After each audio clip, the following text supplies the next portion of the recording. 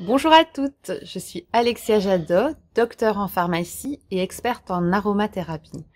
Dans la vidéo précédente, je vous expliquais comment vous débarrasser des poux grâce aux huiles essentielles.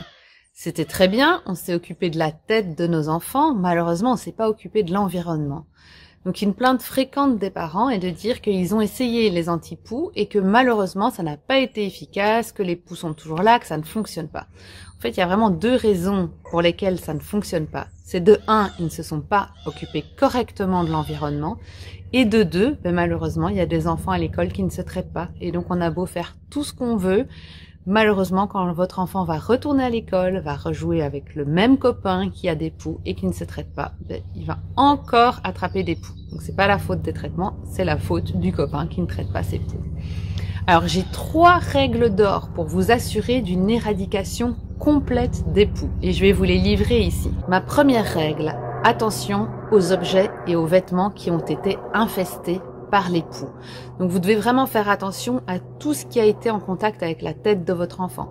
Les tés d'oreiller, les écharpes, les bonnets, enfin vous voyez, tout ce qui a pu être en contact avec sa tête, vous devez le mettre dans la machine à laver et laver à 60 degrés.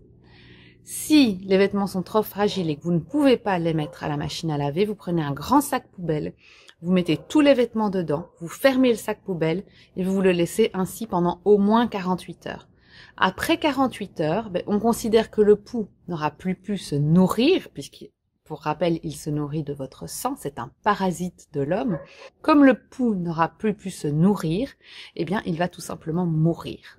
Donc, vous fermez dans un sac, vous isolez pendant 48 heures. Il y en a qui aiment aussi mettre ce sac au congélateur.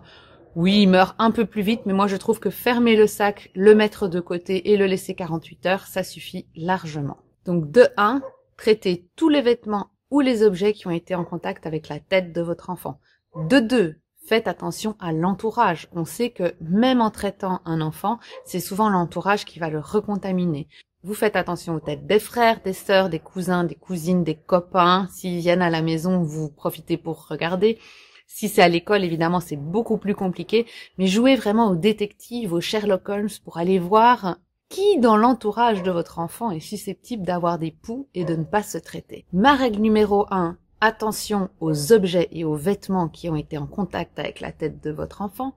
Ma consigne numéro 2, faites attention à l'entourage des personnes qui ont été en contact avec votre enfant. Ma règle numéro 3, adoptez des mesures préventives pour que ça n'arrive plus. Et pour cela, je vous conseille d'acheter de l'huile essentielle de lavandin. Les poux détestent l'odeur. Et vous allez aller en appliquer quelques gouttes derrière les oreilles de votre enfant et dans la nuque. C'est vraiment l'endroit où le poux se met le plus facilement parce que c'est des régions qui sont assez chaudes, assez confortables pour le poux, donc il aime bien s'y mettre. Donc souvent, quand vous cherchez les lentes, c'est vraiment derrière les oreilles et dans la nuque que vous allez le plus facilement les trouver. Donc les petites gouttes de lavande vraie ou de lavandin, alors moi je mets du lavandin parce que c'est un peu moins cher que la lavande vraie, mais c'est juste une question de budget, je trouve que c'est aussi efficace, donc autant prendre le lavandin. Après, si vous avez la lavande vraie à la maison, ça marche très bien aussi. Et vous allez venir l'appliquer, hop, derrière les oreilles de votre enfant, juste avant qu'il aille à l'école. Si vous avez une fille, n'oubliez pas de lui attacher les cheveux. Souvenez-vous que le poux ne saute pas et ne vole pas, il rampe. Donc, si votre fille a les cheveux attachés, vous diminuez le risque que ses cheveux volent et aillent au contact avec d'autres cheveux pour que le poux puisse facilement ramper sur sa chevelure. Si on récapitule, je fais attention à tous les objets ou les vêtements qui ont été en contact avec la tête de l'enfant. Ensuite, je fais attention à l'entourage. J'identifie dans l'entourage qui pourrait avoir des poux et qui ne se traite pas et qui aurait contaminé, entre guillemets, mon enfant. Et troisièmement, j'adopte des mesures préventives pour que mon enfant ne revienne plus avec des poux à la maison. Voilà, j'espère que cette petite vidéo vous a plu et vous permettra d'y voir plus clair. Donc n'hésitez pas, si vous l'avez aimé, à la partager avec votre entourage.